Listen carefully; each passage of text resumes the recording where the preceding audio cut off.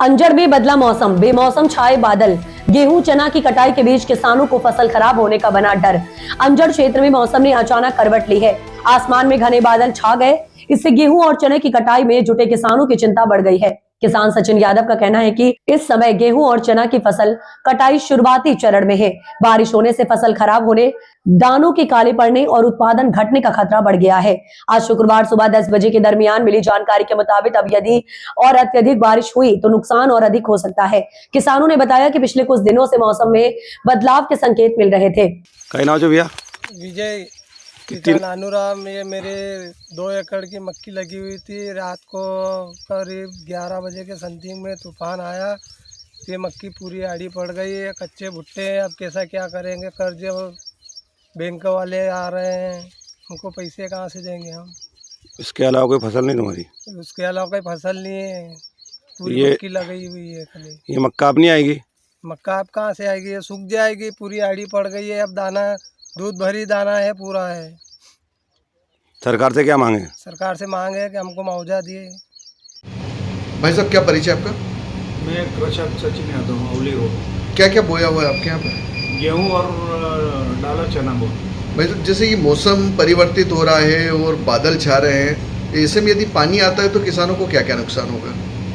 अब किसानों को तो भयंकर नुकसान होगा, क्योंकि डिसकलर होगा, क्वालिटी नहीं मिलेगी, तो व्यापारी फिर हमारा शोषण करेंगे।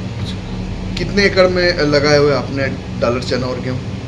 8 एकड़ में डालर चना और 4 एकड़ में गेहूँ। गेहूँ डिस्कलर हो जाता है तो उसके बाद में उसके भाव में क्या अंतर आ जाता है? इसका मापदंड तो व्यापारी और एफआईसी जो करती है, जो ये खरीदी करती है, सहकारी समितियाँ, वो मापदंड इसका तय करती है। मतलब जो मार्केट वैल्यू है उसकी कमज़ोर हो जाती है यदि डिस्कलर हो जाता है गेहूँ। तो क्षेत्र में जो गेहूँ और डालर चने की अभी वर्तमान स्थिति कैसी क्या है? अभी तो लोगों के 20% सिर्फ कटे हुए हैं और 20% लोगों निकले। मजदूरों की भी समस्या थी, इसके कारण वार त्यौहार आ गए थे जी। इस कारण बहुत समस्या अब चालू है वापस खेतों में आना।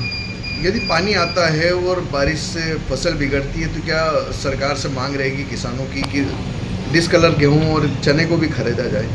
हाँ, मैं सरकार से यही, मोहन यादव सरकार से यही मांग करता हूँ कि सभी हमारे बड़वानी जिले कलेक्टर निर्देशित और पटवारी को निर्देशित करें कि पहले इसका आकलन लिया जाए, अगर ऐसा ये परिस्थिति जो आज निर्मित हो रही है। क्या नाम भैया? अनिल धनगर।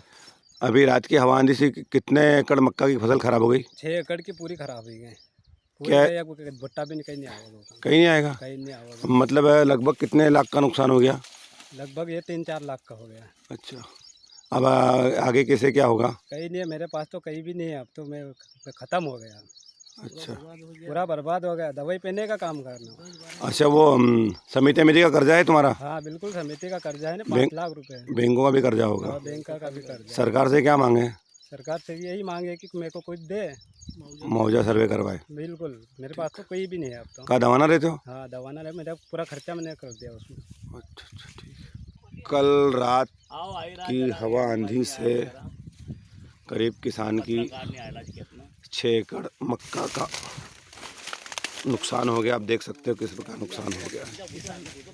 किसान अब ऐसी परिस्थिति में करेगा क्या? लगभग ये फसल ख़त्म हो गई, उसका भुट्टा भी नहीं बनेगा। ये सब किसान पुत्र हैं, ये किसान लोग ही हैं। ऐसी सैकड़ों एकड़ में इधर मक्की की तबाही हो चुकी है।